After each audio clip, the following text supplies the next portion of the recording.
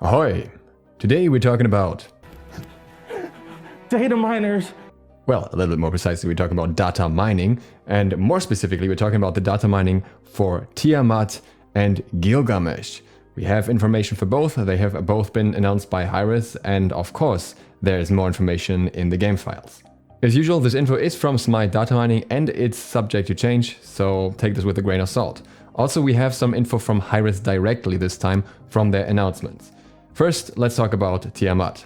Now, Tiamat in her trailer is described as the mother of monsters, elegant but quick to anger, and she has two versions, and that's a really important part, because we knew that she had some form of stance swap, but now we know a little bit more about that. Her first form is upright, and it's described as a regal mage archetype, and then she has the quadruped form, which is more ferocious and bruiser-based gameplay style. She also uses celestial creation magic and uses this to unmake and devastate her foes. It's also mentioned that in her flying stance she can summon several monster creatures, her children, not just one. And PC Games N also confirms this a little bit further, saying that she has a stance switch to alter her playstyle. Now, you may remember that my initial speculation actually went towards a warrior, since that would be the next in order of releases. That would make sense. However, I take that back.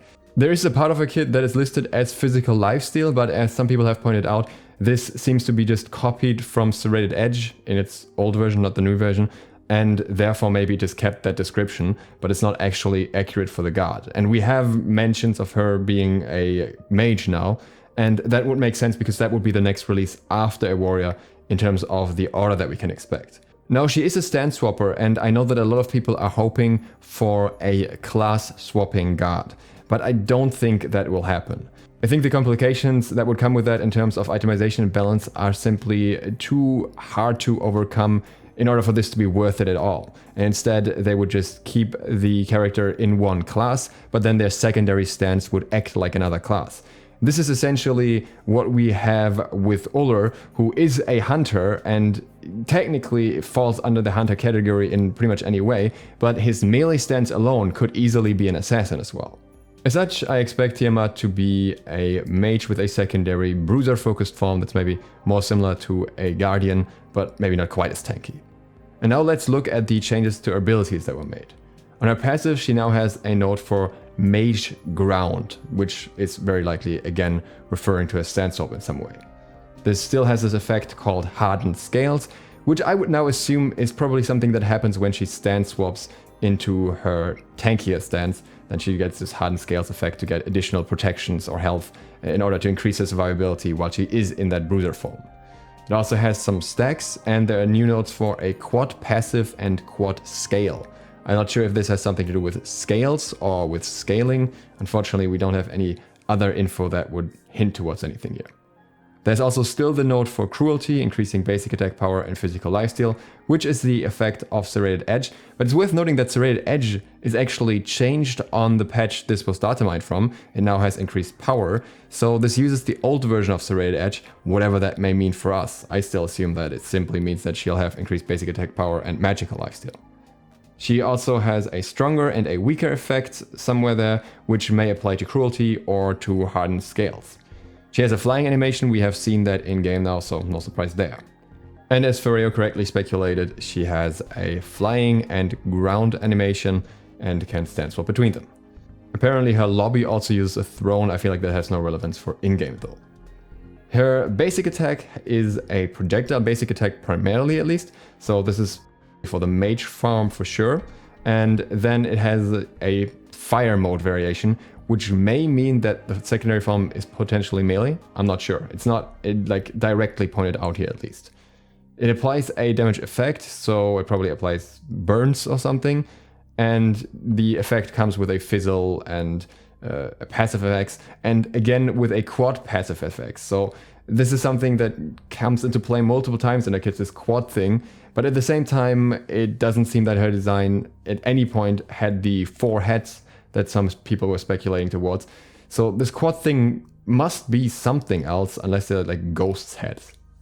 Version A of her first ability comes with a projectile fizzle, uses passive stacks or is related to them, and has now a new node saying power activate, as well as glyphs with up to 9 fragments.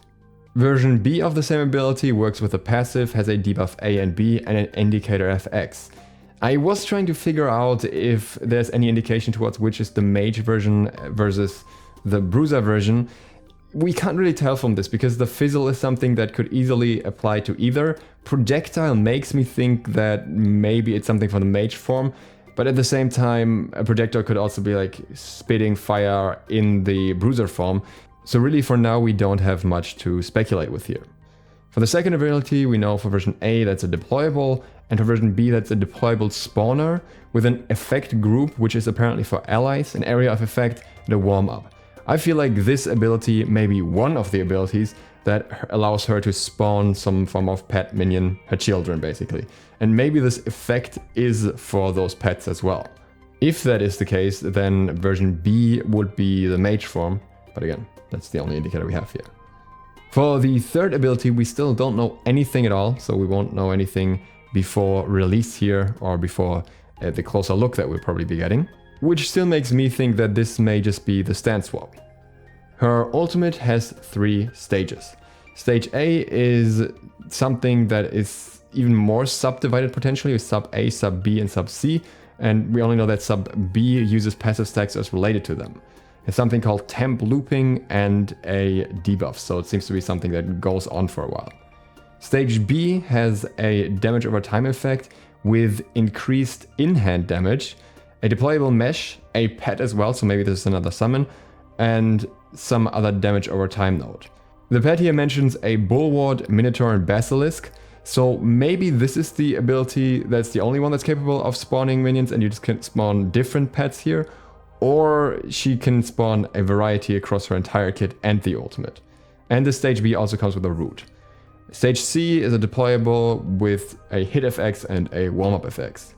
One thing that I wanted to point out with her is that I'm under the impression that a lot of her effects kind of tie back to the passive and apply different effects, and stand swapping will be heavily encouraged, similar to R2 for example, since I almost get the feeling that you can basically stack things in one form and then utilize them in the other. So for example, you can stack something that gives you more power in one form but then more protections in the other. Anything along those lines really. It's going to be really interesting how that's going to be combined, since a mage that swaps into a bruiser form is something we haven't really seen to a larger degree.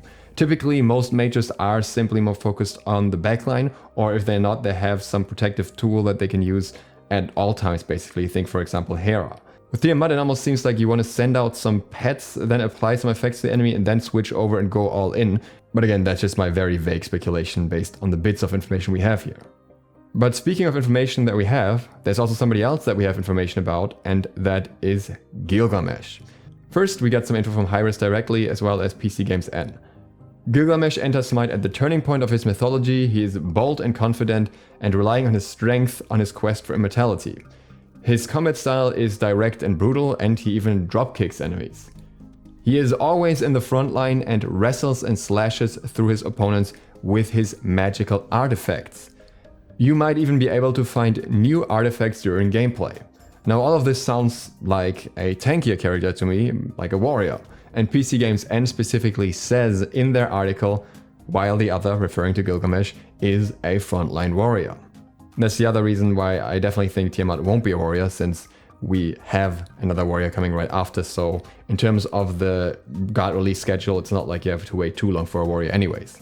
The most interesting things mentioned to me here are the fact that he can pick up artifacts during gameplay somehow, and obviously that he can dropkick enemies. Now in terms of his abilities, we have a little bit of everything here. There are no notes on the passive or basic attack yet, beyond the fact that he has them, but something for his first ability.